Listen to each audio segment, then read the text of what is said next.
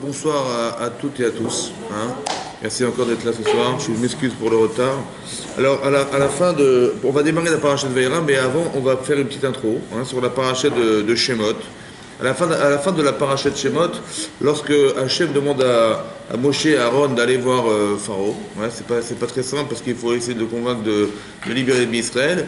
Sur ce, Pharaon va dire mais écoutez, c'est qui Hachem? Je ne connais pas ce monsieur là, ce Dieu là. Et il va dire c'est qui Hachem?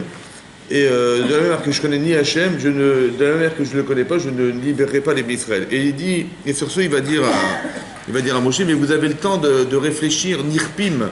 Nirpim, ça veut dire que vous êtes libre de pouvoir réfléchir et penser, alors je vais vous rajouter du travail. Et qu'est-ce qu'il va faire? Il va demander à ses officiers là, de rajouter du travail, c'est-à-dire que dorénavant, les Israël iront chercher la paille. Alors qu'au départ, ils n'avaient pas besoin de le faire, et là, il va être obligé de rajouter pour fabriquer des briques et fabriquer tout ce qu'il devait faire, c'était rajouter de la paille. Et sur ce, ils vont se plaindre. Les Israël vont se plaindre auprès de Moshe Rabbeinu, parce que là, c'est vrai que ça devenait laborieux. Et donc, ils vont dire la chose suivante.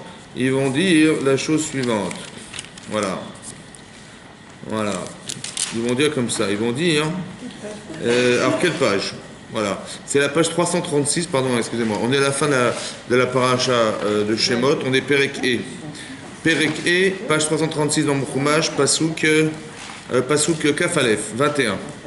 Vayomru Alehem. Donc ils leur ont dit. En fait, Rachid expliquait, c'est Datan Vaviram qui vont dire à Moshe Aaron, Yire Hashem Alechem. Hashem va vous voir. Vaishpot Asher ev Hashem erechenu be'ene paro. Vous avez laissé une mauvaise odeur. Rechenu be'ene paro aux yeux de Pharaon. Ou be'ene avadav aux yeux de ses serviteurs. D'être khere biyadam pour leur remettre un sabre biyadam dans leur main et orgueilleux pour nous tuer.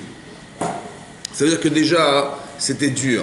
C'était kotserouach.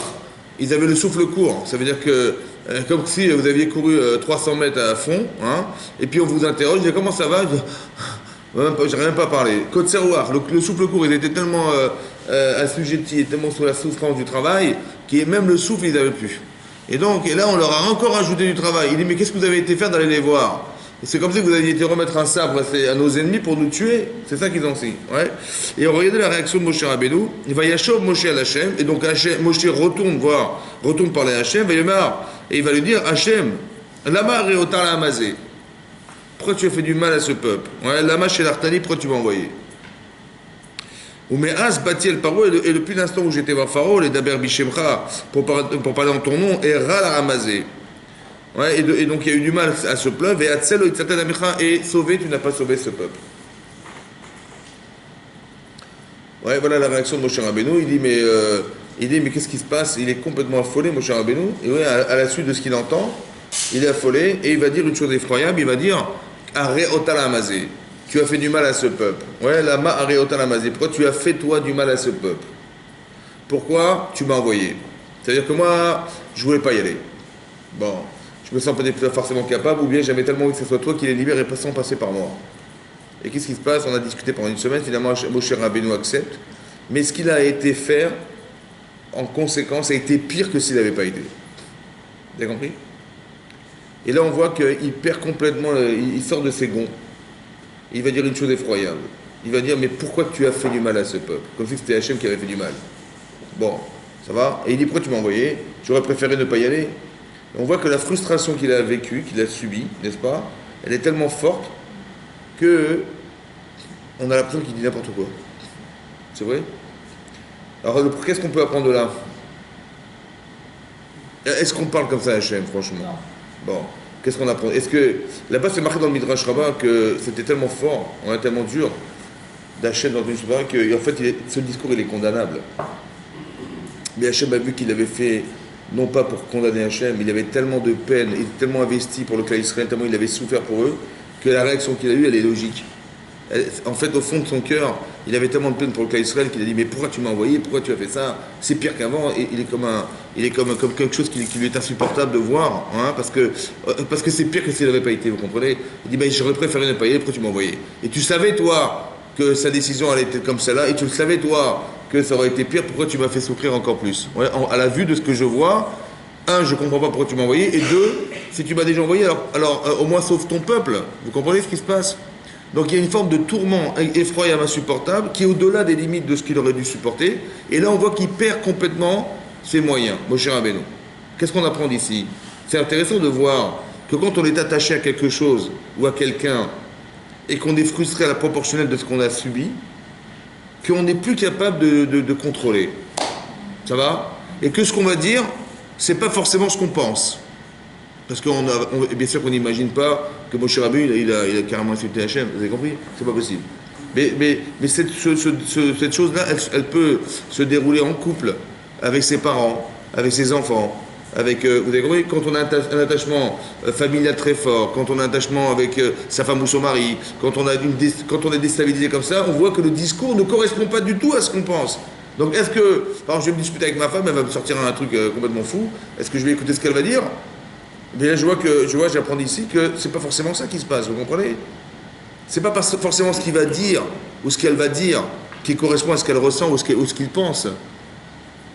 Mais je vois qu'on peut perdre on peut perdre ses moyens, et ça se justifie parce que quelque part, oui, on voit qu'il y a un tel attachement de Moshe Rabbeinu à Israël, où un homme il peut avoir un tel attachement avec son épouse, ou une femme elle peut avoir un tel attachement avec son mari, ou avec ses enfants, que quand il y a une sorte de court-circuit qui va s'organiser entre ce qu'on ressent et ce qui est vécu, on peut perdre complètement ses moyens et on peut dire n'importe quoi et on peut arriver à carrément ne plus se contrôler. C'est incontrôlable. C'est plus fort que soi. Pardon, est-ce qu'il faut s'excuser? Ah, évidemment. Parce qu'en fait, ça dépasse ce qu'on a pensé. Alors on s'excuse d'avoir dit quelque chose, mais ce qui est intéressant, c'est que ça dépasse la pensée. C'est intéressant. C'est-à-dire qu'on peut arriver à un niveau tel que même Moshe Rabbeinu lui-même, avec le recul qu'il a, qu'on peut être prisonnier de ses convictions personnelles. Ça veut dire que c'est très intéressant parce que on nous demande de nous attacher à quelqu'un, on nous demande de nous attacher, à la Torah, on nous demande de nous attacher très fortement à certaines choses, et on se rend compte que l'Eli Yetzirah, il peut utiliser cet attachement contre nous. Est-ce que vous comprenez ça? Et lui, il a pu quand même se sentir légitimement trahi. Qui? Oui. Ça a été le porte-parole d'Hachem. Évidemment. Et donc, il a eu l'impression peut-être de ne pas avoir été aidé. Donc, voilà, il se retourne là en disant... Le sentiment, il est logique, mais est-ce que le discours, il est logique? Est-ce qu'on dit à Hachem, tu as fait du mal à ce peuple, pourquoi tu m'as envoyé? Sauf s'il a voulu presser sa là. D'accord, j'ai compris. Maintenant, est-ce que Hachem, il avait réfléchi au départ, quand il a envoyé Moshe Rabbeinu? Évidemment. Le problème, c'est quoi? C'est la logique divine. C'est ça qui m'échappe. Ça va? Il y a aussi une chose à comprendre. C'est injuste ce qui se passe. Et c'est cette injustice qui le rend fou, Moshe Rabbeinu. Parce que d'un côté, le rachat, c'est qui le rachat dans l'histoire? C'est Paro. Ouais. Et Hachem, il a laissé Paro rajouter du travail. C'est-à-dire qu'on voit quelque chose d'incohérent, que le rachat, il réussit. Et les tzadikim, c'est qui? Ceux qui subissent.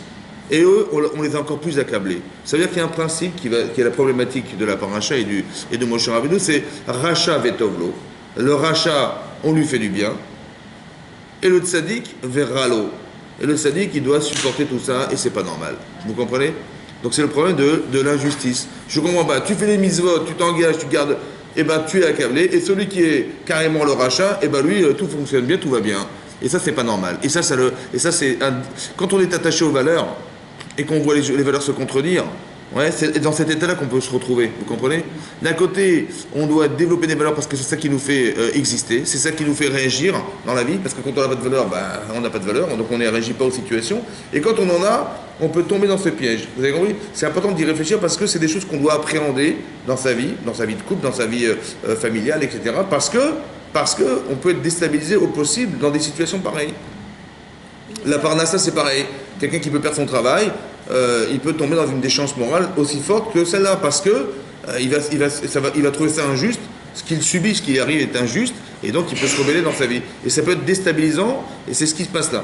Donc de comprendre, de commencer le schéma, oui. Mais Moshe, il sait tout ça. Il sait quoi? Il sait que Hachem peut déstabiliser, mais il devrait être au-dessus de tout ça. Très bien, c'est vrai. Vous avez raison. C'est pour ça qu'on va continuer. Vous avez raison intellectuellement, c'est vrai ce que vous dites. Mais émotionnellement, est-ce que c'est vrai? Non. C'est pour ça qu'il est émotionnellement touché. Il n'a pas un problème intellectuel, Moshe Rabbeinu. Parce que quand c'est comme ça, est-ce qu'on réfléchit? Non, on ne peut plus réfléchir. Ça veut dire que la passion, elle est plus forte que ce qu'on sait, et là, on perd la raison, c'est-à-dire qu'on n'est plus contrôlable. Voilà. Et donc, ce que je veux dire par là, c'est qu'il faut appréhender ces situations pour les réfléchir. Parce que ça sent mauvais, vous comprenez? On sait qu'on peut tomber dans ces panneaux, et on sait que ça peut être déstabilisant pour soi, et donc on se permet de se construire pour justement éviter ce genre de situation, ou bien les analyser pour les contrôler. C'est ça que je veux essayer de faire. Ouais, qu'on ait ce recul qui fait que... Oui, c'est un peu comme la colère. Là, Moshe Rabbeinu se met un peu en colère quelque part. Bon, mais d'accord, il est perturbé par ce qui se passe et ça dépasse ses sentiments. Il est capable de dire des choses qui sont insupportables à entendre. Mais il est un peu en colère en vérité dans cette situation. Et on sait pertinemment que la colère, ouais, c'est un des principes qu'il faut comprendre. On voit qu'à 3 reprises, Moshe Rabbeinu il s'est mis en colère, ouais, et dit la Gemara, et dit Rashi rapporte que Kol HaKohes, tout celui qui s'énerve, Eno Elad Toreh, il va se tromper. Ça veut dire que la colère, elle amène à avoir un regard qui soit faux sur la réalité. Alors elle est comprendre comment psychologiquement, quand je m'énerve, c'est que je vais forcément voir faux. Ça, c'est à comprendre. À part ça, c'est marqué dans la Gemara, dans les Darim, l'Afkavbet, la Gemara dit, il y a plusieurs rabbanim qui parlent et qui disent que quelqu'un qui se met en colère, il va oublier la Torah. Il va devenir tipèche. C'est quoi tipèche? Bête. Il va devenir bête. Bizarre. À part ça, c'est marqué que celui qui s'énerve, il a plus en lui d'avérote que de mitzvot. C'est un révélateur que quelqu'un qui s'énerve, qu'il est plus en faute à l'intérieur de lui-même que de mérite, que de mérite, que de shruyot. À part ça, c'est marqué que celui qui se met en colère, c'est comme si qu'il pratiquait l'idolâtrie. Allez comprendre en quoi la colère a un rapport à la religion. Ouais, comme si qu'il pratiquait une autre religion, celui-là, ouais. Voilà. Qu'est-ce que ça va avec la religion? Qu'est-ce que ça va avec la Torah? Comme si qu'il pratiquait une autre religion que la Torah. En quoi le fait de se mettre en colère, c'est un révélateur de pratique autre. À part ça, Kol Mine Geinam, beaucoup de sortes d'enfers sont en lui. Est-ce que vous avez compris? Qu'on n'a rien compris. Beaucoup de Geinam, beaucoup d'enfers, Sholtimbo, comment dire, son cholet, c'est-à-dire on en prise sur lui. Beaucoup de sortes d'enfers. Comprenez. Est-ce que si un prof de maths il se met en colère contre ses élèves, il va oublier les mathématiques? Non. Hein? Il va oublier les mathématiques? Oui, très bien. Alors, apporte-toi, hein? Il va oublier les mathématiques, t'es sûr? Il va oublier les mathématiques? Hein? Non, d'accord, très bien. Il va pas oublier. Mais c'est bizarre que quelqu'un qui apprend la Torah, il oublie la Torah. Ouais, où est-ce qu'on a vu ça? C'est une Gemara dans Psachim d'Assamarvav qui dit là-bas que un jour, Hillel Azaken, il a été nommé le rave d'une ville, ouais, les Bnei Pédat, je crois que c'était, et ils ont été demander une question à Hillel. Ils ont dit, dites-moi rave, pour la Pessah va tomber Shabbat, est-ce qu'on aurait le droit de mettre le couteau de la shrita du Korban Pessah, ouais, parce qu'à l'époque il y avait le Beth Amikdash, dans les cornes du bélier pour le transporter jusqu'au Beth Amikdash.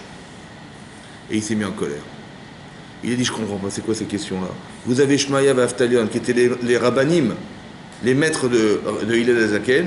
Ils étaient présents, etc. Vous auriez pu apprendre la Torah avec eux, et vous avez ce genre de questions, c'est des choses que vous auriez dû savoir depuis longtemps. Il s'est mis en colère. Ils ont dit, écoutez, Rav, excusez-nous, bon, mais alors quel est l'akha? Il a oublié. Il a dit, Rish Lakish, il dit que Kol HaKohes, tout celui qui se met en colère, la Torah mistaleket mimenu. La Torah, elle se retire, elle s'efface de lui, elle s'envole.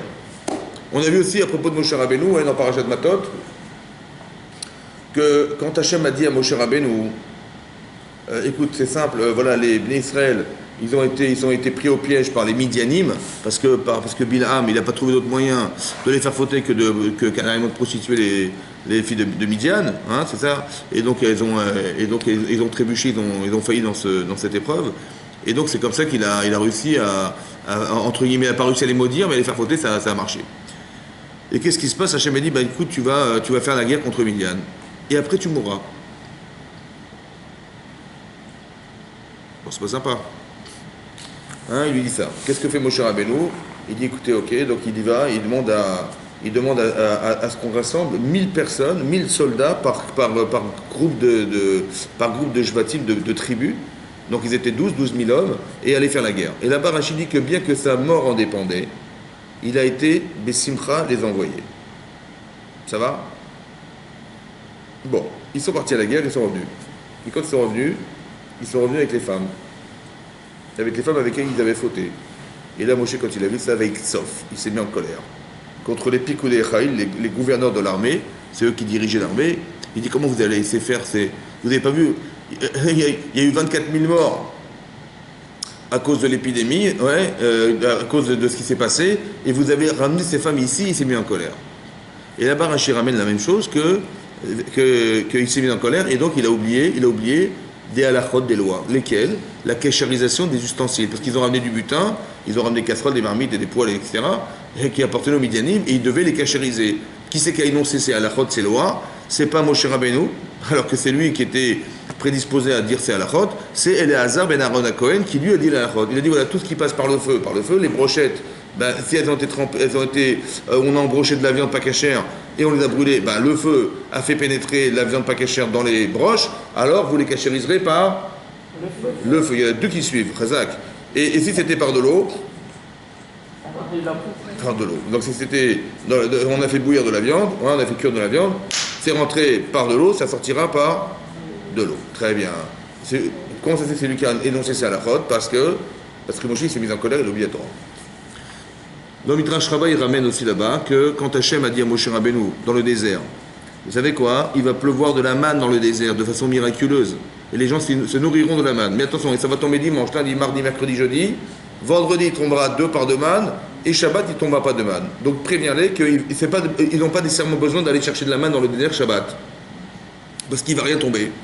On dit ok, donc qu'est-ce qu'a fait Moshe Rabbeinu? Il leur a enseigné ces lois de Shabbat. Il leur a dit il ne faut pas aller chercher de la manne Shabbat, il n'y en aura pas. Qu'est-ce qu'ils ont fait les Israël? Ils ont été chercher de la manne pendant Shabbat. Et là, il s'est mis en colère. De nouveau, à 3 reprises, 2 fois, une autre fois aussi à cause de Koran Rosh Chodesh, c'est en colère contre Aaron Cohen. Il a dit mais pourquoi vous n'avez pas mangé les Kodashim? Il dit mais on était onen. Quand il avait perdu ses enfants, il ne pouvait pas en deuil, il était obligé de les brûler, pas de les manger. Il s'est mis en colère contre eux, il a aussi oublié cette halakha. Ça va? On voit qu'il s'est énervé et à chaque fois il a oublié. Il s'est énervé, il s'est oublié. D'accord? Et donc on apprend là-bas que quand on se met en colère, on oublie la Torah. Et on renie Hachem. On renie Hachem. Vous avez compris pourquoi? Hein? Qu'est-ce que ça a à voir avec Hachem? Je me mets en colère, qu'est-ce que ça va avec Hachem? Hein? En fait, c'est comme ça. Je vois quelque chose, j'ai une connaissance, et je vois qu'une personne, elle vient devant moi, elle fait une bêtise. Bon, je ne supporte pas la bêtise. Alors je vais me mettre en colère contre elle. Je dis, mais qu'est-ce que t'es bête? Et je lui dis, ça va? Je vais m'énerver contre elle, cette personne, parce qu'elle a fait, je ne supporte pas la bêtise. Bon. Hachem, il dit, quelqu'un qui pense comme ça, il renie Dieu. C'est vrai que Dieu. En fait, il renie Dieu pourquoi? Parce que Hachem, il était derrière ou pas? Bon. Il a dit, ce type-là, le pauvre, il ne sait pas. Et lui, il sait. Faisons-les se rencontrer. Donc, qu'est-ce qui va se passer? Il aurait dû avoir de l'empathie vis-à-vis de cette personne. Et il dira, le pauvre, il est bête. Oui, il ne sait pas. Eh bien, je vais combler son manque parce que j'ai la connaissance, je vais le combler. Et comme ça, on partira, moi j'aurais apporté ce que je sais, et lui sortira gagnant parce que il aura appris ce qu'il ne savait pas. Ça va? C'est ce que voulait Hachem. Mais quand on se met en colère contre lui, ça veut dire quoi? Non seulement la personne, elle sait qu'elle est bête, elle part frustre d'être bête, et celui qui avait la connaissance, ça a servi à quoi? Ça a servi à rien. C'est même pire que ça, je vais vous dire. C'est à cause du fait qu'il savait qu'il a fauté. Alors, si ça n'a servi à rien, alors je te l'enlève. Et pire que ça, parce qu'à cause du fait que tu savais, tu as fauté, alors je vais te l'enlever, pour pas que tu recommences. Mais ça, c'est que dans la Torah, ça. Ça va? Ça veut dire que le type, il renie Dieu. Pourquoi? Parce qu'il n'a pas compris que ce qui lui arrivait, en fait, ça avait été pensé. Et ça a été pensé dans l'intérêt de combler ce qui manque. Donc, on te donne une connaissance, pas pour que tu la gardes. C'est que dans l'intérêt de combler ce qui manque. Donc, si tu n'utilises pas comme il faut, on te l'enlève. Mais ça, c'est que dans la Torah, ça. Mais comment je sais? Parce qu'il s'est énervé. Quand on s'énerve, c'est qu'il y a une sorte de paradoxe qui va se créer entre ce que je sais et ce que je vois. Et comme je ne supporte pas de voir que les gens ne sont pas intelligents, ne font pas ce qu'il faut, ça me met en colère. Et donc, malheureusement, je perds la connaissance que j'ai. C'est ça qu'il est marqué là-bas. Hein? Maintenant, c'est aussi révélateur que si la personne s'énerve, c'est qu'elle n'a pas d'empathie. Mais si elle n'a pas d'empathie, c'est qu'elle a plus d'avéra que de mitzvah. C'est quoi l'avéra? L'avéra, c'est de penser à soi. Et la mitzvah, c'est de penser aux autres.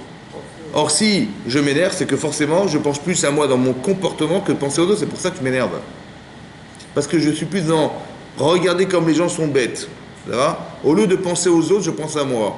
Et moi je dis, regardez, en m'énervant, c'est une manière de dire, mais je ne suis pas comme eux.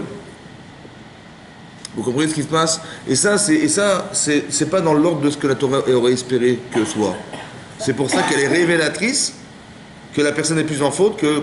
La faute, c'est quoi? La faute, c'est révélateur de l'égoïsme de la personne. Ouais, quand on faute, c'est qu'on est égoïste. Ouais, dans toute forme de faute qu'on peut faire. Et ça, c'est aussi un révélateur psychologique que la personne est en faute. Donc elle va se mettre en colère. Donc on voit qu'ici, il y a un révélateur. Et Kol Minei Gehinam, c'est comme Minei Gehinam, il y a beaucoup de choses en la personne qui sont révélatrices de ce comportement. L'égoïsme, le manque d'empathie, le manque de considération de ce que je sais par rapport à ce que je donne, etc. etc. Et ça fait partie des manques. C'est ça le Gehinam. Le Gehinam, c'est quoi l'enfer? C'est quoi l'enfer? C'est quoi l'enfer? Hein? Comment? C'est quoi l'enfer? L'enfer. On dit à quelqu'un, il va aller en enfer. C'est quoi? C'est quoi? C'est quoi l'enfer?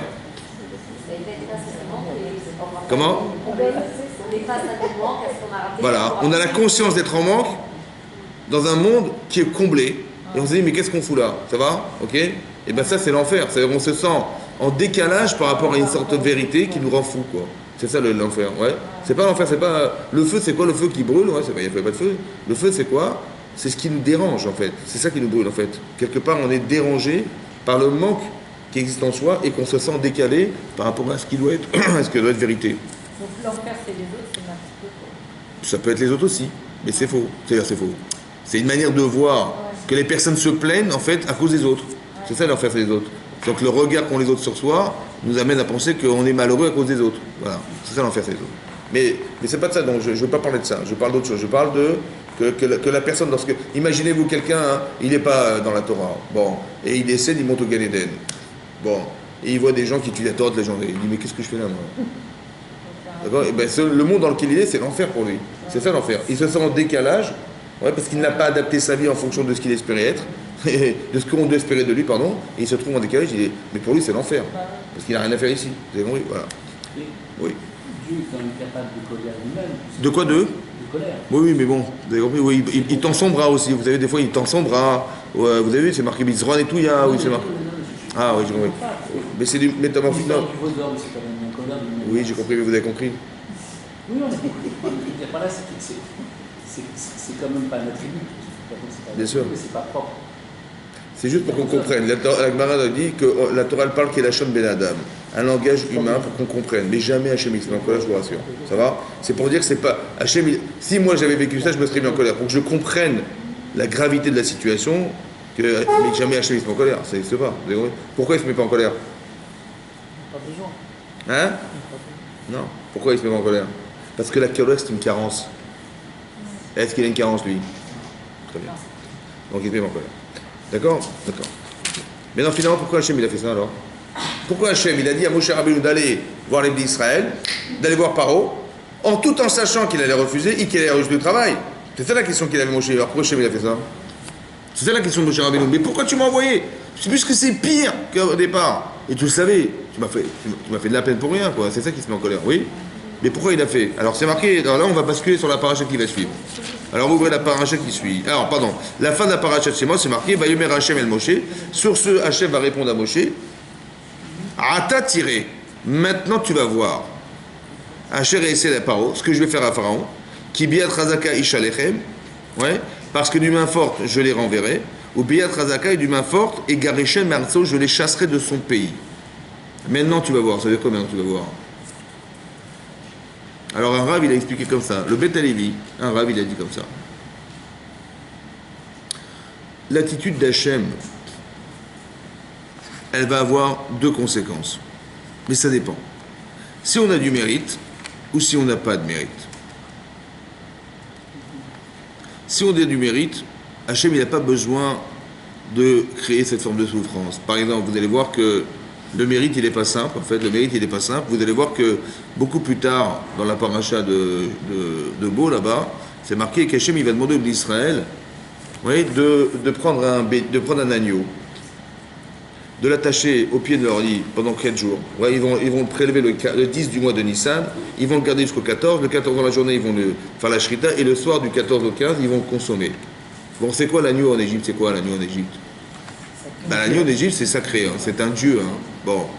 Est-ce que vous imaginez qu'ils savaient pertinemment que c'était un dieu égyptien? Hachem leur dit, prenez-le, attachez-le au pied de vos lits. Pourquoi? Parce que les Égyptiens, ils vont voir, ils vont passer là-bas, ils vont dire, mais qu'est-ce que vous faites là? Je dis, ben, voilà, il dit, mais c'est un dieu égyptien. Je dis, je sais, oui, je sais, on l'a mis là, mais pourquoi faire? Ben, parce que dans 4 jours, on va le sacrifier. D'accord? Et on va le manger. Et on va prendre le sang et on va asperger les pintos et les lotos de nos maisons. Bon, l'épreuve, elle est simple ou pas? C'est comme si que vous rentrez dans une église, vous décrochez le truc là-bas, hein, et vous le mettez au pied de vos lits, et on dit, mais qu'est-ce que c'est? Ben, c'était pour mettre une croix sur le... C'est pas évident, hein, c'est pas évident, c'est très très compliqué. C'est-à-dire c'est très compliqué d'avoir le courage d'aller contre la religion de l'époque, quoi, qui était forte et virulente. Mais il fallait quoi? Il voulait que ça... Le shroud, c'est de s'affirmer dans son judaïsme. Et de s'afficher. C'est pour ça qu'Hachem, quand il a vu ça, il est passé au-dessus des maisons Pessar, Passar. Mais il fallait pouvoir s'affirmer, c'était courageux quand même, c'était pas simple. Hein. Ça, c'est le mérite. Et là, ils sont sortis d'Égypte. Mais là, ils n'avaient pas de mérite. Vous savez ce que fait Hachem quand on n'a pas de mérite? C'est ça la réponse. C'est de dire, Hachem, il dit, j'ai pas le choix parce qu'il n'y a pas de mérite. Comment tu veux que je les sauve? C'est comme quelqu'un qui enlace quelqu'un très fort comme ça, il l'attrape. Violemment comme ça, ouais. Alors il dit, mais tu sais qui tu as dans les mains? Je dis, non. Ben, il dit, mais c'est le roi. Ah, excusez-moi, je ne savais pas. Donc s'il a du mérite, on va le lâcher. Mais s'il n'a pas de mérite, on est obligé de lui taper dessus pour libérer son bras et que la personne puisse se sauver. Vous savez ce que fait Hachem? Il va dire à Moshe Rabbeinu, va voir Pharaon. Il va aller voir Pharaon. Mais il sait qu'il va refuser. Mais il ne va pas seulement refuser, il va dire, Pharaon, ah, vous avez le temps de réfléchir. Ah, vous avez le temps de réfléchir. Je vais rajouter du travail. Ça, c'est rachat. Et comme il était rachat d'avoir rajouté du travail, alors Hachem, il va juger qu'il est rachat, et il va envoyer les plaies d'Égypte, et les plaies d'Égypte vont libérer les Bénis d'Israël. Ce processus, c'est quand on n'a pas de mérite. Donc quand Moshe a dit, mais qu'est-ce que tu as été faire de m'envoyer? Mais j'aurais préféré ne pas y aller. J'ai dit, si tu n'avais pas été, j'aurais pas pu les libérer. Vous avez compris ce que je veux dire? Quand un type il est rachat, la seule manière qu'on a, dans ce cas-là, lorsqu'on n'a pas de mérite, c'est de provoquer sa faute, et de le juger parce qu'il a fauté d'avoir rajouté du travail, et le juger, c'est d'envoyer les plaies, et les plaies d'Égypte vont libérer l'Israël. C'est le seul moyen légitime et juste qu'avait Hachem de juger Pharaon, parce qu'on n'a pas le mérite de sortir d'Égypte. Vous comprenez comment ça marche? C'est ça le schéma. Ata, tiré, maintenant tu verras. Maintenant qu'il a fauté, je peux engager un processus de plaies d'Égypte.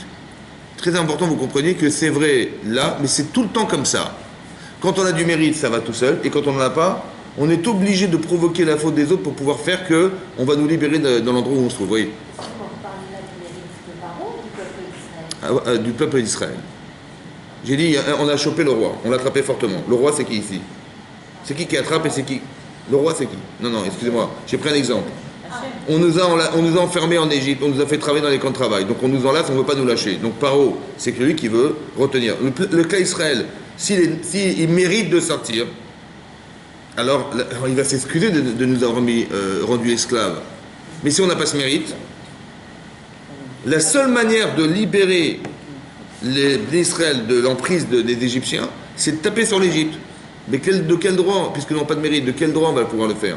Alors Hachem, il va envoyer Moshe Rabbeinu chez Paro, il va provoquer son entêtement, et Paro, il va rajouter du travail, mais ce rajout de travail là, c'est révélateur de sa richoute. Et là, Hachem, il va juger, il va condamner, et il va libérer. C'est la seule manière qu'il avait trouvé de libérer quand on n'a pas de mérite. Vous avez compris? C'est pour ça que la question, émotionnellement, elle est touchante de Moshe Rabbeinu. Pourquoi tu m'as envoyé ça? J'aurais préféré ne pas y aller. Je dis, mais je ne t'ai pas envoyé pour te créer de la souffrance. Je t'ai envoyé pour pouvoir, moi, me permettre de libérer les Israël. Vous comprenez comment ça marche? C'est-à-dire que Moshe devient un vecteur, et là, tout à coup, il va se passer quelque chose de fondamental à comprendre. C'est une justice divine. C'est un des fonctionnements de la justice divine. C'est comme ça qu'Hachem y juge. Vous comprenez? Voilà. D'accord? Ça veut dire que... Et d'un côté, on va comprendre autre chose. Parce que pourquoi ça passe par des plaies et des coups? Bah, ça fait mal. Ouais.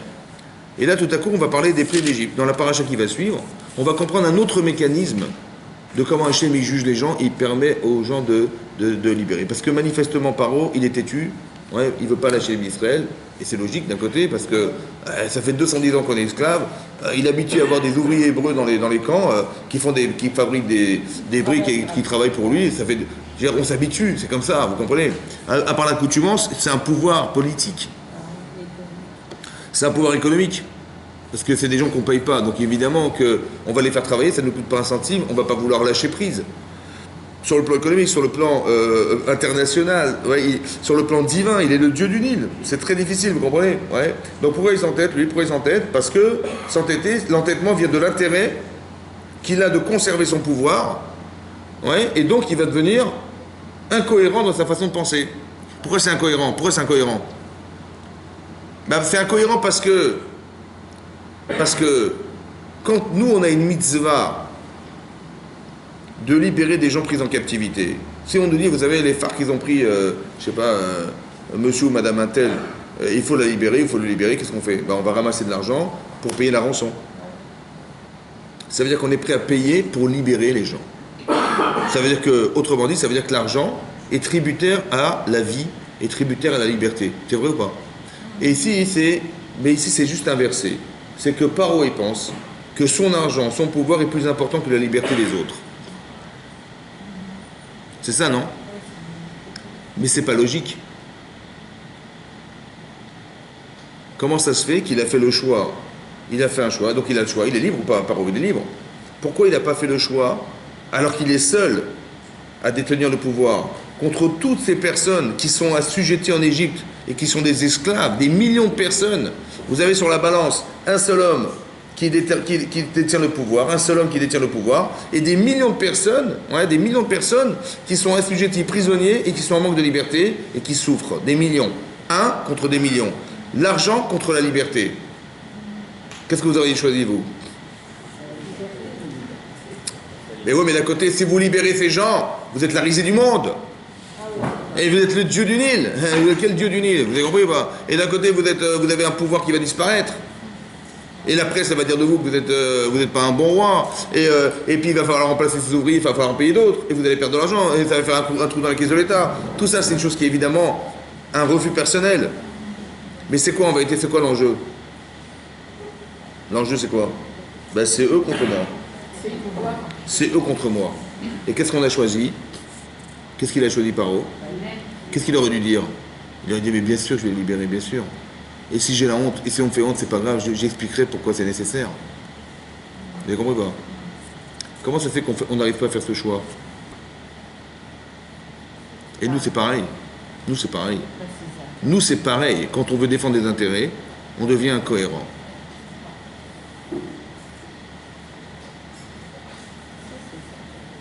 Par exemple, quelqu'un qui fume. Le Rav Dessler, il ramène cet exemple. Quelqu'un qui est un fumeur avéré, un vrai fumeur, il met son argent qui part en fumée. Son argent, il part en fumée. Et ça fait beaucoup d'années qu'il fume, monsieur. Et un soir, il a mal à la poitrine. Bon, il a une vraie douleur à la poitrine. Et là, il a bien compris, le médecin l'avait prévenu. Si vous avez mal, il faut venir me voir. Hein, parce que... Et il a compris que c'est la cigarette. Il dit, c'est fini, j'arrête de fumer, c'est terminé. Bon. Le matin, il se réveille. Il dit, mais bon, j'ai quand même envie de fumer. Une cigarette. Ça va? C'est pas grave. Hein? Une cigarette. C'est pas grave. Bon. Il finit sa cigarette. Bon, au bout d'un quart d'heure, il a encore envie de fumer. Il dit, bon, une cigarette. Ça va? C'est pas grave. Une cigarette, voilà. Et il fume une cigarette. Au bout de 20 minutes, il a envie de fumer. Bah, une cigarette, ça va, c'est pas grave. Et il fume comme ça toute la journée. Et le soir, il se rendort, et le matin, il se réveille, il a mal à la poitrine. Comme il avait eu mal la veille, il a mal.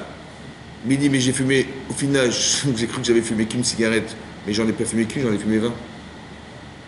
Donc je me suis fait avoir. D'accord? Et j'ai fumé. Ça va? Ça veut dire, la vérité, c'est quoi la vérité? Ben, la vérité, c'est que c'est dangereux. Ça, c'est Emmet. Mais qu'est-ce qu'il a pensé, lui? Il a dit, oui, bon, c'est vrai que c'est dangereux. Mais d'un côté, c'est dangereux. Mais d'un autre côté, j'ai plaisir à fumer. Donc, j'étais obligé de trouver un argument pour me soulager, qui est de dire, une cigarette, ça va, c'est pas grave. Une cigarette, c'est pas grave. Mais je me suis rendu compte qu'une cigarette, en vérité, en entraîne une autre, et une autre, une autre, une autre. Finalement, j'en ai pas fumé qu'une, j'en ai fumé 20. Mais j'ai à chaque fois prétexté qu'une cigarette, c'est pas grave. Vous comprenez? Mais je suis rentré dans un système, une spirale, dans laquelle je me suis rendu compte que j'étais manipulé. Le pire, c'est que ça ne va pas l'empêcher de fumer. Il va continuer à fumer. Mais comment c'est possible que le désir de fumer est plus fort que la souffrance que ça engendre? Si je dis, voilà, si dans votre tête vous dites, il y a le plaisir de fumer, c'est du plaisir, c'est un plus, mais la souffrance et ce que ça engendre, c'est pire, c'est la mort, ça va? Entre prendre du plaisir ou disparaître, ben, le émettre, c'est quoi la vérité? Ben, la vérité, c'est que il n'y a pas photo, surtout si les photographes, hein? Il n'y a pas photo, donc ben, il vaut mieux s'arrêter de fumer, évidemment, ça va? Parce que la souffrance est plus forte que le surplus de plaisir. Et lui, c'est l'inverse qu'il va faire. Il va mettre sa vie en péril au détriment du plaisir qu'il a. L'incohérence. C'est pareil ici. Paro, il est incohérent. Il inverse les pôles. Tu dis le pouvoir contre la vie, et lui il dit non, je garde le pouvoir, et je garde le pouvoir, je garde mon argent au détriment de la vie des autres. Alors qu'il aurait dit non, mais non, shalom, bien sûr que je donne tout ce que j'ai pour libérer les personnes. C'est exactement l'inverse qui va se passer. Qu'est-ce qu'on peut faire pour lui? Qu'est-ce qu'on peut faire pour lui? Dites-moi. On le nettoie de ses intérêts. Et s'il se nettoie, c'est dans ton frère. C'est ça. C'est pour ça qu'il faut savoir balayer. C'est très important. Maintenant, si on ne sait pas le faire soi-même, qui c'est qui va le faire? Hein? C'est Hachem. C'est un truc de malade. C'est quoi la première plaie d'Égypte? C'est quoi la première plaie? Hein? 200 ou 300? 200. Le sang. C'est le Nil est devenu... C'est qui le dieu du Nil? C'est Paro. C'est lui, c'est Paro. Donc, imaginez du jour au lendemain, le Nil, une rivière de sang. Et on voit, c'est pas de la blague, hein, parce que les poissons meurent, les plantes, elles dépérissent. Et donc, les gens qui sont des pêcheurs et les gens qui sont des agriculteurs, ils vont se plaindre. Ils vont aller voir qui? Ils vont aller voir Paro, qui est le dieu du Nil. Ils vont aller voir Paro, ils disent bonjour, monsieur Paro. Je suis désolé, mais il y a un petit dysfonctionnement du Nil et une petite panne. Ça ne vous dérange pas de réparer le Nil, puisque vous êtes le dieu du Nil. C'est vous le réparateur du Nil, ouais? Bon, qu'est-ce qu'il va dire? Il est un petit peu embêté quand même. Hein, il est un petit peu dérangé par le problème. Je veux les libérer. Hein? Je veux les libérer. Non, pour l'instant, il va dire, mais nous aussi, on s'est transformé, madame. Le sang, de l'eau en sang. Allez me chercher des sorciers, on va les transformer. Il dit, vous n'avez pas compris. Je ne vous ai pas demandé de transformer l'eau en sang, je vous ai demandé de transformer le sang en eau, si ça ne vous dérange pas.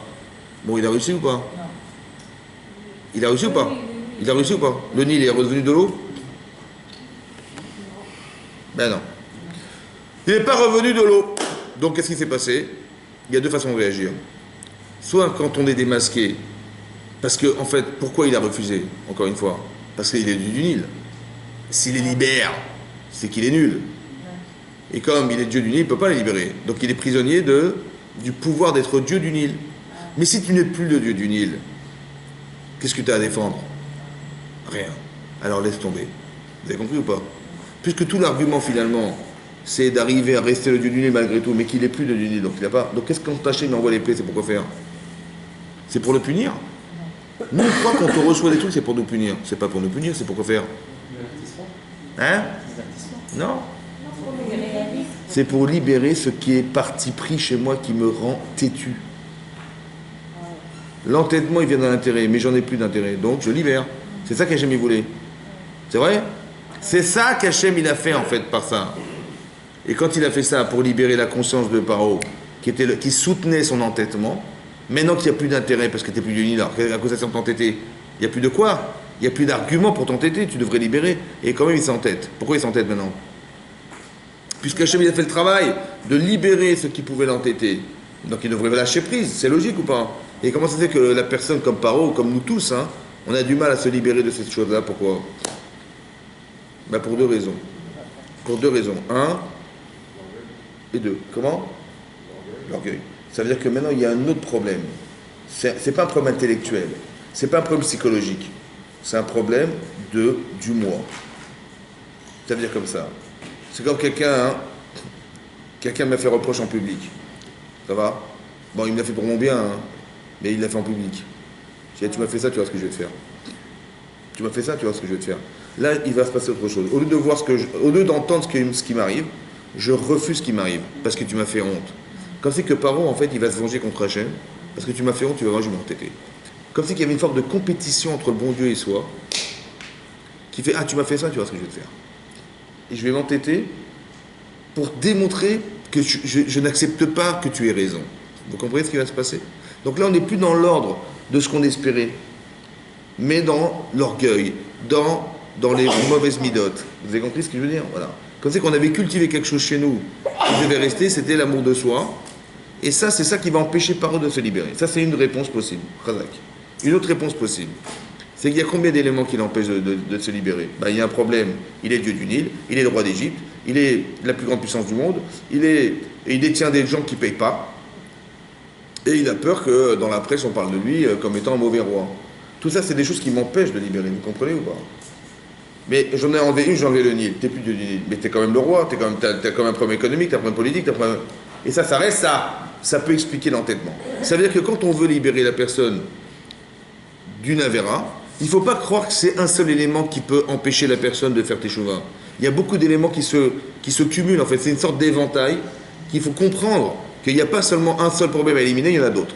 C'est pour ça qu'il va quand même s'entêter, à cause des autres éléments, et qu'Hachem, il est obligé de détruire, entre guillemets, l'Égypte, dans toute sa puissance, pour qu'il ne reste plus rien, puisqu'il n'y a plus rien à défendre. Et au fur et à mesure, vous allez vous rendre compte, en crescendo, que normalement, il aurait dû lâcher prise. Mais depuis combien de temps il aurait dû lâcher prise? Depuis le Nil, déjà, il aurait dû lâcher prise. Bon. Après, qu'est-ce qu'il y a? La deuxième plaie, c'est les grenouilles. Les grenouilles, elles vont envahir l'Égypte. Partout des grenouilles, partout des grenouilles. Alors il va dire, mais nous aussi, on s'est multiplié les grenouilles. Donc il va appeler les petits sorciers, ils vont fabriquer des grenouilles. D'accord? Mais après, qu'est-ce qu'il a fait? Il a demandé, il a dit, bon, c'est bon, on arrête là. Il a convoqué Moshe Aaron, il dit, bon, dites à votre Dieu qu'il nous débarrasse des grenouilles. Encore une fois, impuissance. Mais il n'avoue pas son impuissance. Pourquoi? Parce qu'il est dans la compétition, vous comprenez? Après, Kinim, l'époux. Ouais, pas les maris, l'époux. Et qu'est-ce qui va se passer? Ils vont se gratter de partout. Il a dit, ah, qu'est-ce qu'ils vont dire les sorciers égyptiens? Il dit, là, c'est pas possible, c'est Esbaïlotim, ça. Ça, c'est le dieu de. Ça, c'est le doigt de Dieu. Ça veut dire que. Pourquoi? Parce que c'était des sorciers. Mais des petites. La poussière, ils ne pouvaient pas contrôler. Et il a dit, ça, c'est pas ça, c'est divin. Donc, même les sorciers ont dit, non, on ne peut pas capable. Donc, nous, on croyait que Moshe, c'était un grand sorcier. Ouais. Parce que comment il s'est présenté pourquoi ils ont cru que c'était un sorcier? Parce que comment il s'est présenté devant Pharaon? Il a pris le bâton, il l'a jeté par terre. Il a dit à Aaron, tiens, prends ton bâton, jette par terre. Il a rigolé, il dit, attends, c'est quoi cette blague? De transformer des bâtons en serpents. Mais il a appelé sa femme, il dit, viens, chérie. Il dit, montre-leur que c'est des... Et donc, qu'est-ce qui s'est passé? Ils ont voulu ridiculiser Moshe Rabbeinu et Aaron. Il dit, mais c'est quoi? Nous, on croyait que c'était un grand sorcier, Moshe Rabbeinu, mais c'est un apprenti sorcier. Et ils ont jeté. Mais qu'est-ce qui s'est passé? Le bâton d'Aaron est devenu serpent. Ensuite, il est redevenu bâton. Et le bâton, il a avalé les bâtons. Donc, quand Pharaon il a vu que le bâton d'Aaron, il a avalé tous les bâtons des sorciers, il aurait dû dire, oh là, ça va? Pourquoi ça n'a pas marché? Pourquoi ça n'a pas convaincu? Et pourquoi Hachem il a fait comme ça, à votre avis? Pourquoi Hachem il a fait que le bâton est devenu serpent? Et il était ridicule, Aaron, là, avec son petit bâton, et qu'il est redevenu bâton, et là, le bâton, il a mangé les autres bâtons. Pourquoi il a fait comme ça? Pourquoi il n'a pas fait directement que le bâton avale les bâtons des autres? Il dit, mettez vos bâtons, il aurait jeté le sien, ils auraient avalé tous les bâtons. Pourquoi il n'a pas fait comme ça, Hachem? Il aurait dû faire comme ça, Hachem. Pourquoi il n'a pas fait ça, Hachem?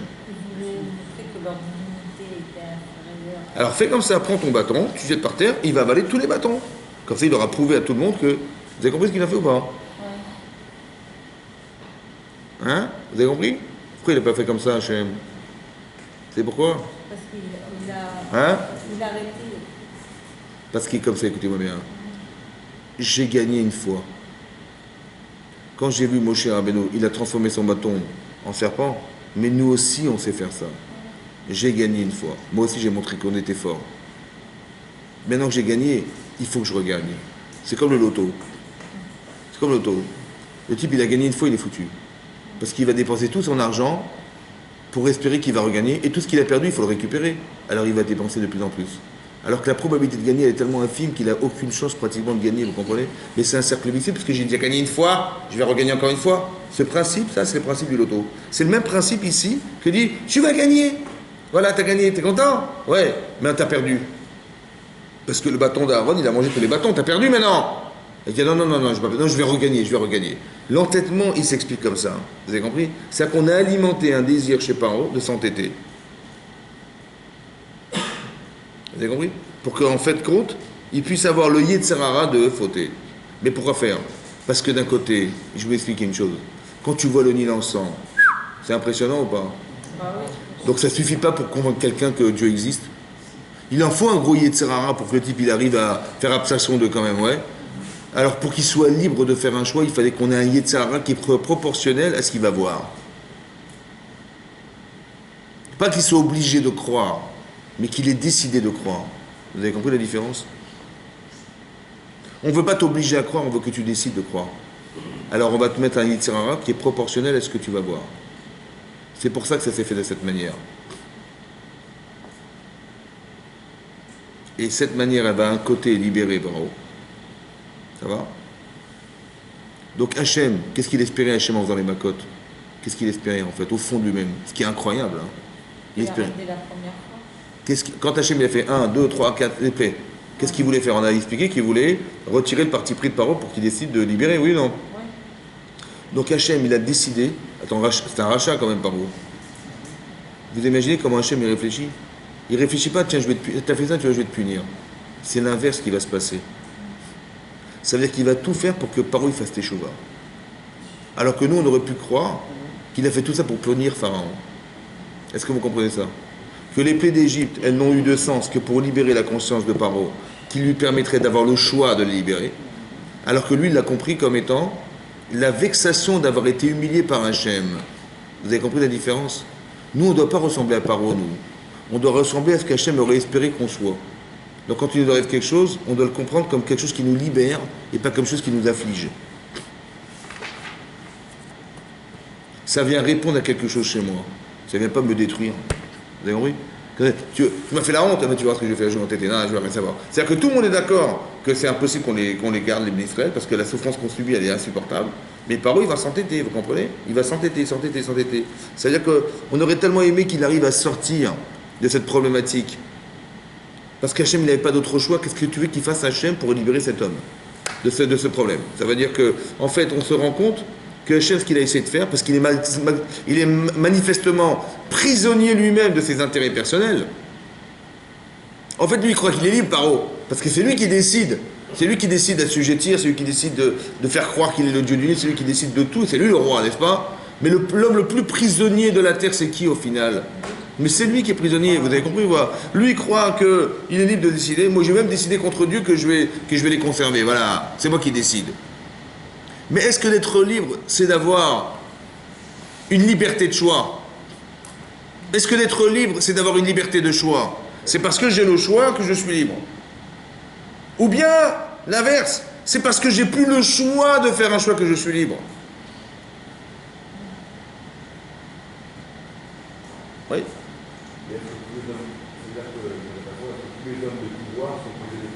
Ah, évidemment. C'est très très compliqué. Les gens les moins libres, c'est ces gens-là. C'est-à-dire qu'ils ont la liberté de faire des choix, mais ils ont la capacité mentale à faire le plus d'erreurs possible. Parce qu'on va essayer de trouver ses intérêts personnels et pas forcément l'intérêt des gens qu'on gouverne. C'est pour ça tous les scandales politiques qu'on voit, c'est dû à ça. Mais c'est dû à quoi? Parce que le pouvoir étant, le type il sait qu'il va rester quelques années au pouvoir, c'est plus fort que lui. Il ne va pas chercher l'intérêt de... C'est-à-dire que le type il va faire l'ENA, il va faire les grandes écoles, ouais. Le seul problème qu'on a, c'est qu'on n'a pas formé ces gens à se libérer du pouvoir, mais à exploiter le pouvoir. C'est ça le danger. On dit tu vas être le chef, tu vas gouverner, mais dit d'accord, mais tu risques d'être victime du pouvoir. Parce que quand il va falloir faire, vous voyez, toutes les manifestations qu'on a aujourd'hui, les gilets jaunes et les gens, c'est-à-dire qu'on est obligé de casser, toute l'avenue des Champs-Élysées pour lui dire, oh, vous avez compris, c'est bon, vous avez compris. Et si tu casses rien, on n'a rien compris, quoi. C'est incroyable. Oui, on a compris la souffrance. Il a fallu que tu casses les Champs-Élysées pour que tu comprennes qu'il y a des gens qui vivent dans une carence effroyable. C'est pareil, ça veut dire qu'on n'est pas dans la souffrance des autres, on est dans le pouvoir. Vous avez compris, c'est ça le danger. C'est qu'on est tellement dans l'intérêt de conserver son image et de conserver tout ça que les gens sont complètement aveugles et sont incapables de pouvoir utiliser leur pouvoir au service des autres. mais au service de soi. C'est ça le danger, c'est ça Paro. Donc qu'est-ce que fait Hachem? En fait, il tape dans le tas, il tape dans quoi? Il tape dans ce qui empêche la personne de choisir. C'est ça qu'il faut comprendre. Vous avez compris? Tous les scandales politiques et tout, tu croyais que tu allais gagner en utilisant l'argent sale pour essayer de financer ta campagne, mais ça ne marchera pas, tu comprends? Parce que c'est fait de façon assourde, interdite. Et donc ça n'a pas d'avenir et c'est pour ça que ça ne fonctionne pas. C'est comme les subprimes. Il y a une crise économique énorme. Oui, mais c'était dû à quoi? Pourquoi toutes les banques elles ont coulé? Pourquoi? Ben, quand vous analysez, vous vous rendez compte qu'aux États-Unis, on a fait miroiter à des gens, les pauvres, des gens qui n'avaient pas d'argent. On a dit, vous savez quoi, vous allez devenir riche. Non, je veux. Vous allez devenir propriétaire. Ah bon, mais c'est ce qu'on rêve, mais c'est impossible, on n'a pas les moyens. Si vous inquiétez pas, on va vous faire des crédits. Vous allez acheter vos maisons. Je dis, mais on n'aura pas les moyens, on va vous faire des crédits. Mais des crédits qui vont monter en crescendo, vous comprenez, les intérêts vont monter. Bon. Il dit, oui, mais d'accord, mais si on va vu les montants, mais on pourra pas forcément payer. Je dis, mais c'est vrai, votre vie va changer, vous savez, la part d'achat, ça change, hein, les gens, ils trouvent du travail, vous allez augmenter vos salaires et vous pourrez payer ces mensualités. Je dis, mais si on n'arrive pas, je dis, au pire, écoutez, au pire, dans 10 ans, si vous n'arrivez pas, vous allez vendre vos maisons et vous allez récupérer l'argent, et puis, ben voilà, c'est pas grave, mais au moins, vous avez été propriétaire, au moins, vous avez récupéré quelque chose. Non seulement, ils ont perdu. Et quand ils ont vendu, il y avait tellement de millions de personnes qui ont acheté et qui ont vendu que le marché immobilier il a coulé. Et toutes les banques qui avaient investi dans ces actions, elles ont coulé avec. Vous savez pourquoi ça a coulé? Parce qu'on a exploité la souffrance des hommes. On a exploité la pauvreté. Voilà. On a essayé de gagner de l'argent là où on peut. Et on a essayé de trouver de l'argent même chez les pauvres. On a été magouillé des pauvres. Vous comprenez ce que je veux dire? Ça, c'est pas possible. Et donc Hachem, il a dit, c'est pas possible. Parce qu'on est dans l'exploitation de la souffrance. En leur faisant croire, soi-disant, qu'ils vont gagner, ils vont être propriétaires, on les fait rêver, et au final, c'est que du mensonge, parce que les banques, elles savaient personnellement que ça allait couler. Mais elles ne savaient pas que ça allait avoir une ampleur aussi grande. Et on est dans une crise incroyable, mondiale. Mais c'est parce qu'on exploite la souffrance. C'est-à-dire que les personnes qui sont au pouvoir ne cherchent qu'à gagner sur toute la fiscalité, tout ça, c'est que ça. C'est malheureux, mais c'est comme ça. On n'est pas dans essayer de trouver un équilibre social, mais dans essayer de faire qu'il y aura de plus en plus de riches et de plus en plus de pauvres. Parce que la façon de penser, c'est celle qui est par eux. Vous avez compris? Donc Hachem, il est obligé de tout balayer pour faire en sorte que ça puisse recommencer, se reconstituer d'une façon cohérente. Mais ce principe, en fait, il est déjà marqué dans la Torah. C'est ça, Paro. C'est ça les plaies d'Égypte. Vous avez compris? En fait, que la crise, elle est là pour faire on va libérer les consciences. C'est ça qui est important. Pour que la personne qui est au pouvoir, elle fasse teshuva. Faire teshuva, ça veut dire reconnaître qu'au final, le système que j'ai employé, il n'est pas logique. Ouais. Et c'est exactement l'inverse qu'il aurait fallu faire. Et c'est tellement compliqué, ouais, qu'on voit dans la Torah que Paro, il a eu énormément de mal, malgré tout ce qu'il a reçu sur la tête, il avait encore du mal à pouvoir lâcher le pouvoir, parce que quand on est propriétaire du pouvoir, c'est très difficile de lâcher. C'est très dur de lâcher. Vous voyez? Donc ce que fait Hachem, en fait, c'est de pouvoir faire que, parce qu'il a provoqué Paro, ça a engendré qu'il a été rachat dans sa démarche. Cette richoute, elle a été jugée, condamnée. On a déclenché les macotes. Ça a deux effets. Un, parce que le ministre n'avait pas le mérite de sortir, ça les a permis de se libérer. Et deux, à lui, ça lui a permis de faire tchouva. C'est comme ça que ça marche. Vous avez compris comment ça marche? C'est ça que ça marche. Donc il faut le comprendre parce que quand il arrive des choses dans l'histoire comme ça, on a compris que les mécanismes sont marqués dans la Torah. C'est comme ça qu'Hachem il procède. C'est comme ça qu'il a pensé les choses. Et c'est comme ça que ça se vérifie dans la vie. C'est ça qui est marqué. Vous avez compris? Maintenant ouvrez la page. La page 346.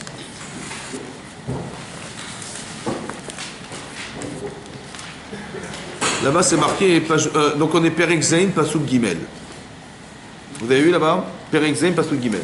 C'est marqué Vani Akshet Lev Paro. Donc Hachem il prévient Moshe Rabbeinu, il dit j'endurcirai le cœur de Pharaon, Ve'erbeti et Tototai, et je multiplierai mes signes, Ve'et Moftai et mes miracles, Be'eretz Misraim, mon pays d'Égypte.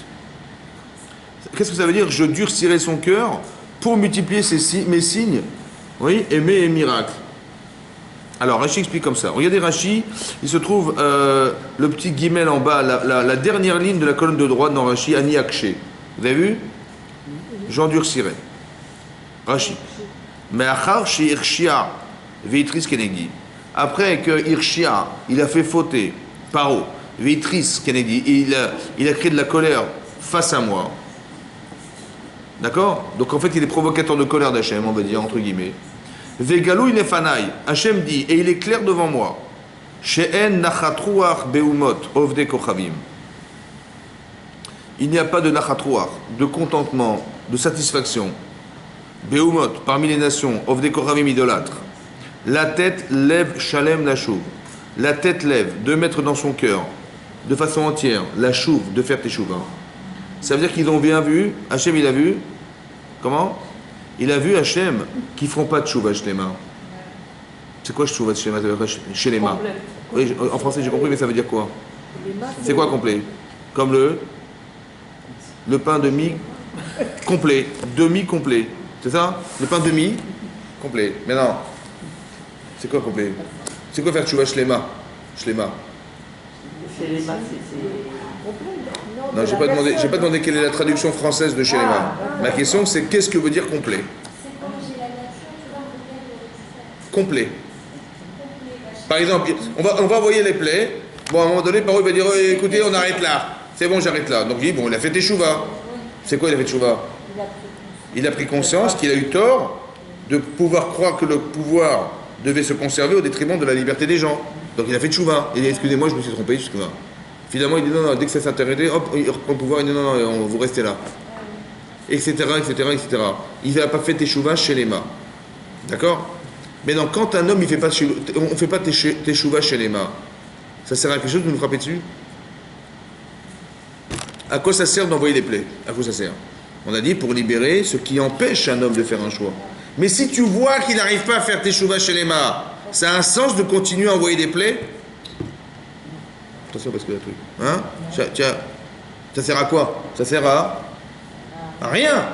Après il envoie Hachem. Ça va? Continue.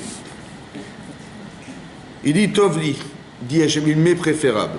Ça c'est comme ça qu'Hachem il résonne. Chez Ikshe Libo, que je lui endurcisse le cœur. Lema'an arbot bototai, afin que je multiplise mes signes. Vetakiru atem ekvorati. Et vous, les Hébreux, vous reconnaissiez ma puissance. Vechen minato shel HaKadosh Baruch Hu. Et ça, c'est une vertu chez Hachem. Mais vie pour un autre, il envoie des châtiments, alumot, sur des peuples, kedesh yishmo Israël vidraou. Pour que le Israël apprenne de ça, il craigne Hachem. C'est-à-dire que comme ça, c'était pas logique qu'Hachem il envoie les macotes. Tu sais pourquoi? Parce que de toute façon, par eux, il fera pas de chouva. Alors à quoi ça sert d'envoyer mes cotes? Pour que nous, on puisse voir la justice d'Hachem. Que toi, tu dises, je pensais qu'on pouvait faire tout et n'importe quoi de sa vie, et je vois que quand on fait n'importe quoi, ouais, on est jugé. Ah bon? Mais oui, regarde Paro, il a été jugé, mais c'est grave ce qu'il a reçu. Hein? Ouais, alors il faut faire attention. Pour avoir de la crainte, ça veut dire quoi la crainte? Ça veut dire de se mettre des frontières qu'on n'aura plus le droit de franchir. La peur que j'ai vue de voir ça, ça m'a créé des frontières. Et ça, je me dis, laisse tomber, ça va me convaincre. Ça veut dire quoi? Ça veut dire quoi cette frontière? C'est quoi? C'est comme ça, écoutez-moi bien. C'est quoi la peur maintenant? C'est quoi la peur? C'est comme ça. Le émet, c'est qu'il ne faut pas fumer. Et que c'est dangereux pour la santé. Le shaker, le mensonge, c'est que bon, une cigarette, ça va. C'est pas grave. C'est vrai ou pas? Mais tu te rends compte que j'ai fait le choix de ce qui est mensonger au détriment de la vérité. Et la vérité, c'est quoi la vérité? C'est que la réalité, c'est que la souffrance est plus fort que le plaisir. C'est la réalité. Donc j'aurais dû plus longtemps arrêter de fumer, mais j'ai continué à fumer. Mais qu'est-ce qui m'en a empêché? L'imagination que j'avais d'imaginer que de fumer une cigarette, c'était pas grave. Vous savez pourquoi j'ai pensé ça? Parce que j'ai pas eu assez peur de ce que provoquait la cigarette. Donc j'aurais dû mettre cette vérité face à ce rêve, et en confrontation, j'aurais dit qu'il n'y a pas photo, j'aurais pas fumé, vous comprenez ou pas? Seulement, j'ai jamais osé mettre en confrontation. Parce que si je mets en confrontation, je vais souffrir. Parce que je vais m'arrêter. Mais j'ai pas envie de m'arrêter. Donc il faut sûrement pas que je les mette en confrontation. Ça veut dire qu'on n'a jamais provoqué le droit d'être libre. C'est pour ça qu'on est piégé. Vous comprenez ce que ça veut dire, ça? La liberté, ça aurait été de confronter la vérité avec ce que tu rêves. Parce que tu dis, bon, bah, une cigarette, ça va, c'est pas grave. Mais pourquoi j'ai dit ça? Parce que j'ai tellement envie de fumer que je me dis, bon, ben, il faut que je trouve une solution entre la souffrance et le plaisir. Moi, j'ai trouvé la solution, c'est une cigarette. Et je me suis rendu compte que c'est un engrenage. Je me suis fait avoir. Mais pourquoi je me suis fait avoir? Parce que si j'avais dit, attends, on va pas faire l'idiot, je sais que ça c'est dangereux, et ça c'est du plaisir. Si j'avais confronté le Hémet avec le shaker, j'avais mis en confrontation, parce que qui c'est à votre avis qui m'a fait dire, ben ça va être cigarette, c'est pas grave, allez, c'est pas grave. C'est qui? C'est ça. S'il y a quelqu'un en moi qui veut me défoncer, qui veut me tuer, qu'est-ce qu'il fait? Il me dit, mais écoute, cigarette, c'est pas grave.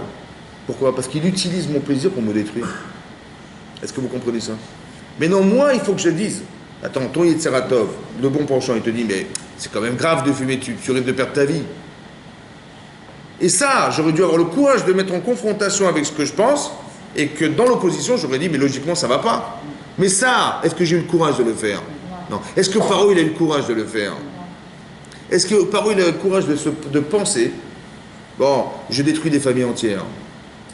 Bon, mais si c'était ma mère qui était là-bas, et mon père qui était dans les camps en train de casser des pierres et qui mourait sur les coups là-bas, est-ce que je les aurais laissés? Donc eux, mais je sais pas comment, mais toi, quand ça te concerne, tu dis, mais évidemment, Chazé Shalom, on fera jamais une chose pareille. Et quand ça concerne les autres, tout à coup, ça ne touche pas. Mais eux aussi sont des parents, eux aussi sont des enfants, eux aussi des enfants ont des parents. Pourquoi tu ne te mets pas dans la peau de celui qui subit ce que tu leur proposes? Je ne veux pas confronter cette idée. Je ne veux pas mettre la vérité face au mensonge. Je n'ai pas envie. Je n'ai même pas envie de provoquer le choix. Parce que de provoquer le choix, ça me dérange. C'est ça le problème de Paro. Vous avez compris ou pas? On ne peut pas faire Teshuvah chez les mains si on se ment toute la journée. Parce que la vérité, on la connaît. Mais on ne va pas la confronter. Alors on se trouve des excuses. Vous avez compris ça? Jusqu'à quand on va trouver des excuses? C'est ça, Paro, vous comprenez? Si tu dis à Paro, mais attends, en vérité, ces gens, ils meurent sous des coups quand même. Parce que toi, tu veux garder le pouvoir. Alors vas-y, prends la mort de ces gens et prends le pouvoir. Ben, fais-les confronter ensemble et tu verras que tu vas décider, tu pourras décider. Mais ça, tu seras logique, émotionnellement touché parce que tu vas penser. Mais en vérité, on ne fait jamais ce travail. C'est pour ça qu'on n'est pas libre, vous comprenez ou pas? Parce qu'on ne s'est même pas donné le choix de choisir. Alors on va occulter. Qu'est-ce que fait Hachem pour qu'il puisse le faire? Il va enlever le parti pris pour qu'il puisse avoir le courage de mettre les deux en face. C'est-à-dire, maintenant que tu n'as plus rien à gagner, tu n'as plus rien à gagner. Alors fais Tchouva Shlema. C'est-à-dire que Shlema, entière, ça veut dire, ose confronter les notions et mets-les une face à l'autre et tu verras que tu vas choisir. Là, tu pourras choisir, mais tu ne vas pas le faire. Mais pourtant, j'ai tout enlevé pour. Alors je dis non, parce que je ne veux pas que tu gagnes. Vous comprenez? Parce que si finalement je fais ça, tu auras gagné et je ne veux pas que tu gagnes. On a l'impression qu'on a affaire à un enfant. C'est vrai ou pas? C'est comme un enfant. Il dit nanana. Mais pourquoi c'est un enfant? Parce que le Yitzhara, il me rend être un enfant. Je suis un enfant. C'est dingue. Hein? C'est un raisonnement d'enfant. Enfantin, vous comprenez? D'avoir le courage, c'est d'être adulte. Mais de se cacher derrière, c'est comme l'enfant qui veut dire non, j'ai rien fait, j'ai pas fait. En fait, c'est ça qu'on veut, c'est ça qu'il faut, ce qui est marquant ici. C'est qu'on voudrait nous apprendre à être des adultes. Ça veut dire d'être adultes, ça veut dire de confronter la vérité, qu'on connaît la vérité, on connaît la vérité, avec tout ce qu'on se ment toute la journée et tout ce qu'on s'exprime. C'est comme le fumeur qui dit et peut-être que si je fais ça, ça va, c'est pas grave, et si je fais ça. Et on continue toute notre vie comme ça. Non, il faut s'arrêter un jour, il faut dire non, tu sais ce que tu gagnes, ce que tu perds, tu sais. Alors vas-y, mais confronte les deux notions, confronte les deux situations, et tu verras que logiquement, tu ne devrais pas avoir de problème de faire un choix, c'est pas vrai. C'est-à-dire qu'on a toujours cette possibilité de faire Teshuvah. C'est faux de croire qu'on est prisonnier, je sais pas quoi. Et après, même quand on a des souffrances qui nous ramènent à faire Teshuvah, des fois on s'entête à croire qu'on a raison. C'est dommage. Alors, s'ils disent, donc je ne vais pas vous faire plaisir, une fois, deux fois, trois fois, au bout d'un moment, il est obligé d'abdiquer. Mais normalement, il aurait dû, logiquement, je dis comme ça, pourquoi je défends l'idée que je ne vais pas vous libérer? Pourquoi? Parce que c'est moi qui vais perdre. Mais non, tu n'as plus rien à perdre. Parce que de dire que tu es devenu aux gens, de toute façon, ils ne te croient plus. De croire que ton pays, il va aux yeux du monde entier, il est puissant, il est plus puissant. Au fur et à mesure, on élimine la puissance. Donc tu n'as plus rien à gagner, tu comprends? Sur le plan politique, il n'y a plus. Sur le plan économique, non plus. Sur le plan, il n'y a plus rien. Donc qu'est-ce que tu défends quoi? Il ne reste plus que quoi? L'orgueil. Ça veut dire, tu m'as fait ça, tu verras, je tiendrai tête et je ne veux pas te faire gagner. C'est pas que je vais perdre, c'est que je ne veux pas te faire gagner. Mais ça, c'est l'Yetzirah, vous comprenez ou pas? Au lieu de faire tes chouvas chez les mains en se disant, ça va, j'ai compris. De toute façon, j'ai plus rien à gagner. Sincèrement, tu avais raison. Et maintenant, tout à coup, comme il n'y a plus de parti pris, je suis lucide. Et je me rends compte qu'au final, c'est quoi? J'ai tout perdu à cause de mon entêtement. C'est ça que j'aurais dû dire. Je me suis entêté, j'ai tout perdu. Ah bah, tu vois, l'entêtement, c'est bête, c'est dommage. Et pourquoi je me suis entêté? Parce que j'ai voulu conserver mon pouvoir au détriment de la souffrance. Et là, tu vas commencer à raisonner, tu vas faire Tchouva Shlema. C'est ça qu'on espérait. Eh ben non. Monsieur, non, il garde, genre, je suis en compétition avec Hachem. Mais ça, cet argument, c'est l'argument du Yetzirah, c'est de la bêtise, ça. C'est-à-dire qu'Hachem, il a fait la tova de s'occuper de lui, sincèrement, pour essayer de lui permettre de faire Teshuvah. C'est rabaissant pour Hachem, parce qu'il va s'occuper de quelqu'un qui est contre lui, qui est contre ses enfants. Est-ce que je veux dire, c'est comme si quelqu'un vous avez pris vos enfants, et dit bon, ben, je vais m'arranger pour lui expliquer que ça ne se fait pas. C'est ça qui fait. Vous vous rendez compte de la hanava d'Hachem, de l'humilité d'Hachem, c'est énorme. Vous vous rendez compte de ça ou pas? C'est comme quelqu'un qui vous prend vos enfants, et il dit bon, il faut que je lui explique que ça ne se fait pas quand même. Et puis je vais essayer de lui trouver des trucs pour lui enlever le parti. Comment il est bon Hachem, comment il est bon Hachem. C'est-à-dire que même quelqu'un qui est contre lui, il va s'arranger pour essayer de le... Mais il voit que ça ne marche pas, il ne fera pas de choix de Shema. Il dit bon, bah, c'est pas grave, on va continuer, mais au moins vous, ça va vous servir à vous. C'est-à-dire que le seul mérite qu'il a paro, d'être paro, c'est de permettre d'être un vecteur, un recteur révélateur de la justice d'Akadosh Baruch Hu. C'est tout ce qui lui reste. Même ça, Hachem, il va lui donner ce mérite. Et nous, on dit qu'Hachem n'est pas bon. Il est bon. Ah, il est bon, il est bonbon, au carré. Il est bonbon. Pas comme paro à la menthe. Ah oui, parce que pas mentir dans la vie. Ouais. Mais c'est ça qui est important que vous compreniez, c'est des mécanismes en fait, des mécanismes qu'Hachem utilise, et nous on apprend dans la Torah pour comprendre comment ça fonctionne derrière tout ça, tout ce qu'on verra jamais en fait, vous comprenez, tout ce qu'on verra jamais. Mais vous voyez que Hachem il fait tout en sorte pour essayer justement de faire que le monde soit meilleur, et que tous les gens qui ont fait des choix mauvais, des mauvais choix, ils puissent faire Teshuvah Shlema pour pouvoir faire que ça puisse s'arranger. En fait, il les a laissés partir et après, par son orgueil, il a voulu... finalement, non, il a dit oui, je vous libère, donc, mais au final, il n'a jamais libéré qui que ce soit. Et donc, au final, c'est un miracle parce que les Hébreux,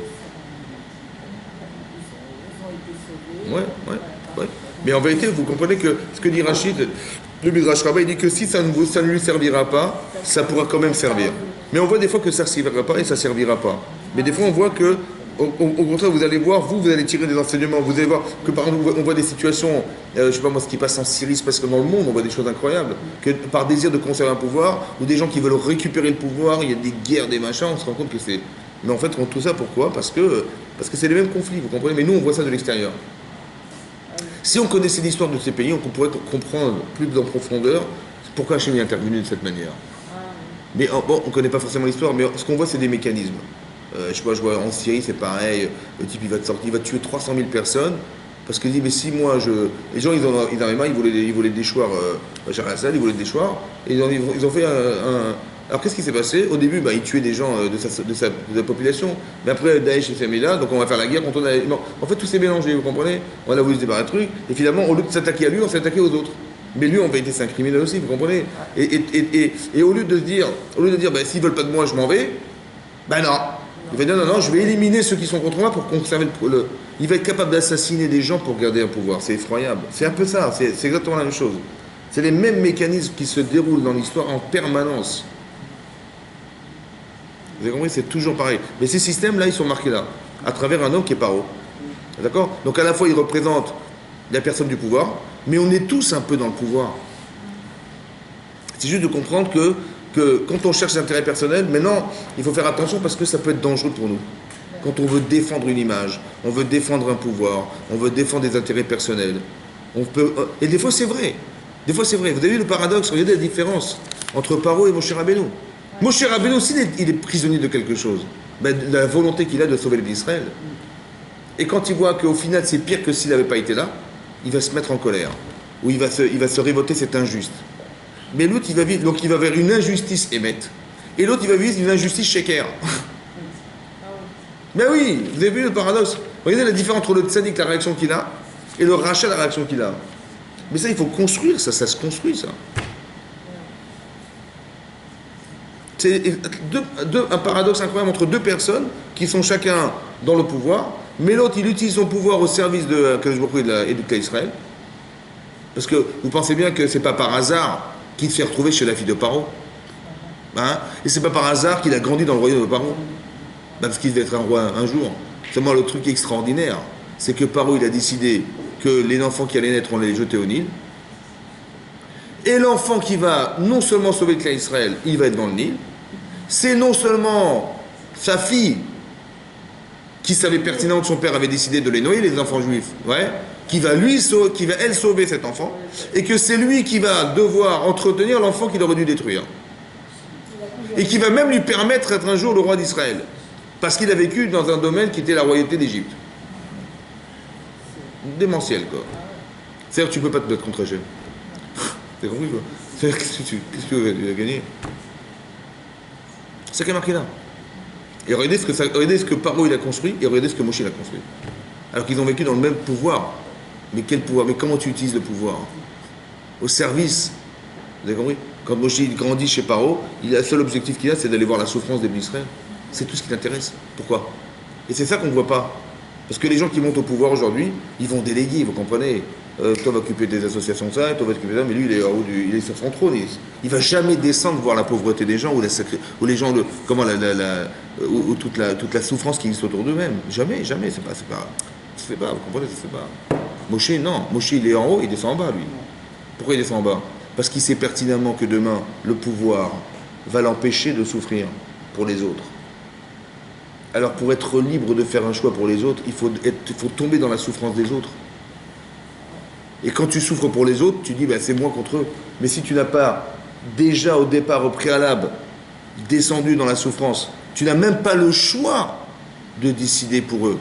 Parce que ce choix n'existe pas. Quand on fait un choix, c'est qu'il y a les deux. Il y a toi et eux, mais il n'y a pas eux. Donc comment tu veux qu'un type il puisse faire un choix pour les autres alors qu'il n'est même pas dans la problématique des autres? C'est pour ça qu'on est obligé de casser les rues de Paris pour qu'un type commence à se réveiller, qu'autour de toi il y a de la souffrance. Il y a des gens qui sont retraités, ils n'ont même pas de quoi manger. C'est normal.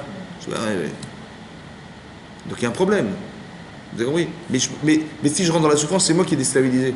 Et je veux pas. Et Moshe Rabbeinu, non, il est élastique, Moshe Rabbeinu. Il est là-haut, il est en bas.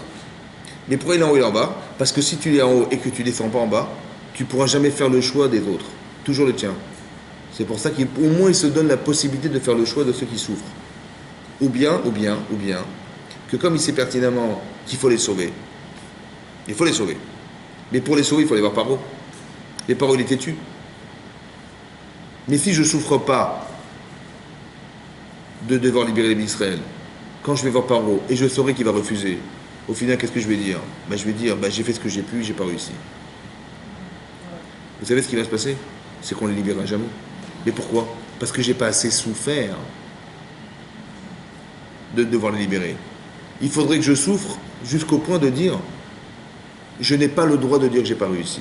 Je n'ai pas le droit de dire j'ai fait ce que j'ai pu. J'ai pas le droit de dire ça. D'accord? Donc je vais descendre, je vais souffrir. Parce que je vais tellement souffrir que je me mette à la place de ceux qui souffrent et je dis mais moi, si c'était moi, j'aurais jamais osé dire j'ai fait ce que j'ai pu. Vous avez compris ce que fait Moshe Rabbeinu?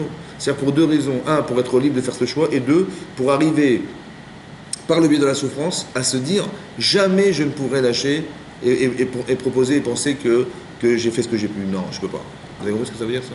Voilà. Donc il fait ça, les Shem Shamaim. C'est pas l'inverse de ce qu'on croit. Vous avez compris? Voilà. C'est comme si il se faisait souffrance, les Shem Shamaim, pour pouvoir s'engager. Alors que l'autre, il veut au contraire ne jamais souffrir pour ne pas s'engager. Vous avez compris comment ça marche? Razak ou Baruch? Razak. Donc on va dédier le cours pour la réponse chez les mains. Nes Ben Sarah. Eva Korava Bat Yael.